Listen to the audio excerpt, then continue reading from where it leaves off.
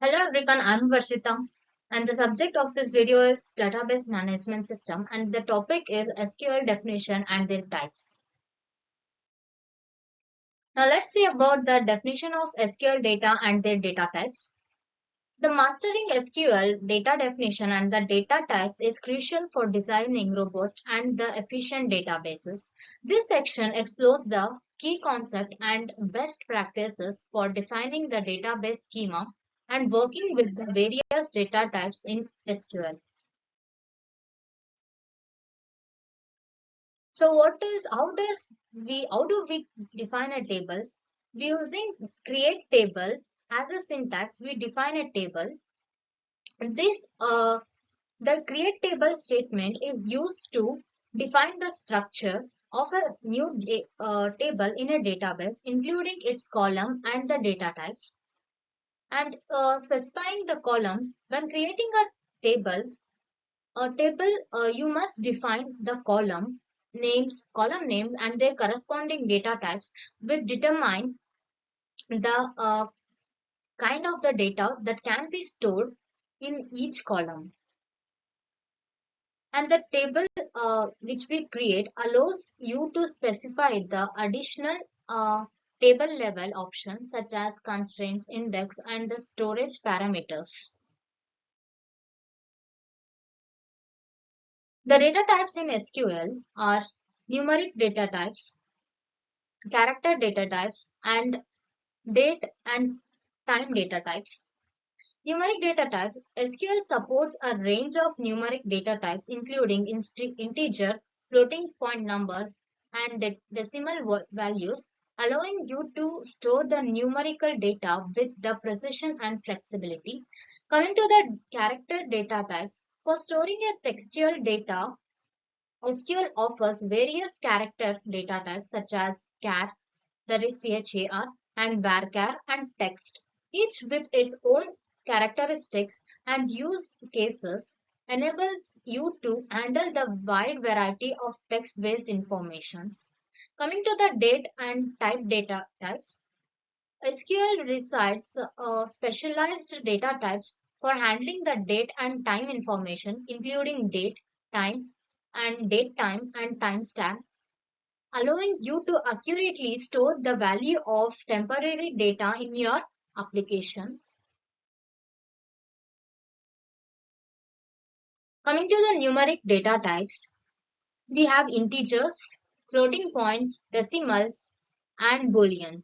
Coming to the whole numbers, integers includes whole numbers, both positive and negative, including zero. It is useful for counting or measuring the discrete quantities.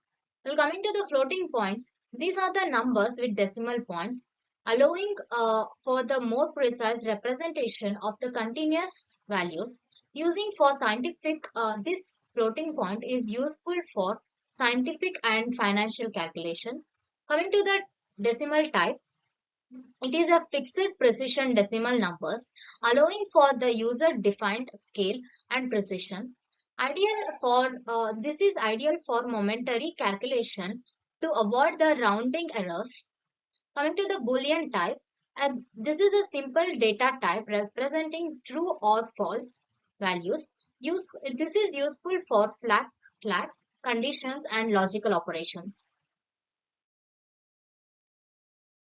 Coming to the character data types, as I said, there are four types, that is char, varchar, text, and glob. What is char? Char is a fixed length character string. It is useful for storing data with a consistent length, like state abbreviations or gender. Coming to the varchar, it is a variable length character strings. It allows for more flexible storage of text data of varying lengths, like names or addresses. Coming to the text, this is used for storing a large amount of text data like blog, post, or product description. Allows up to 65,535 characters. Coming to the glob, it is a character large object. It allows for even larger and larger text data storage up to 4 gigabytes. It is used for documents, articles, or any other lengthy text contents. Coming to the date and time data types, there are mainly three types, that is date, time, and both date time. Coming to knowing about the date, it stores a calendar date typically in the format of year, month, and date. It is useful for recording the events, appointments, and historic dates.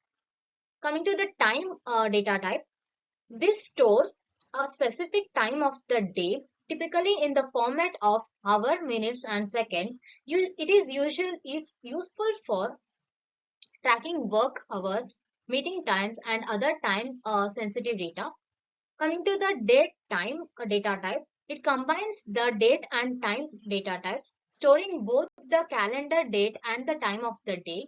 It is useful for recording timestamps of the activities, transactions, and other time-based events. Now let's know about schema change statements. There are alter table, add column, and modify column, and also a drop column. Coming to the alter table, the alter table statements allows you to add, modify, or the drop columns in the existing table, as well as change the data type or the constraint of the column. Coming to the add column clause of alter table is used to add a new column to a table specifying the column name and the data type. Coming to the modify column clause of the alter table, it is used to change the data type or the other properties of an existing column. And coming to the drop column, this is used for removing a column from a table permanently, deleting the column as its and also its data. Now let's know about the altered table. As I said, there are three types: adding, modifying, and the dropping columns. As I said, that adding column is used to add a new column. It allows you to expand the data and the data stored for each record, keeping your data base flexible and adaptable.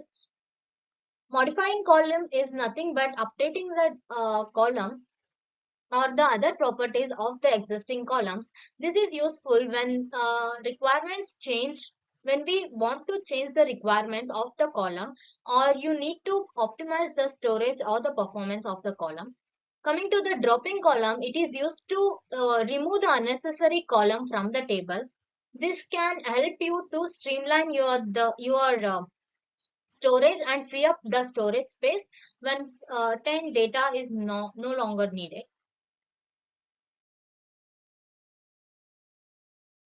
Coming to the constraints in SQL, we have primary key, foreign key, unique constraints, and check constraints.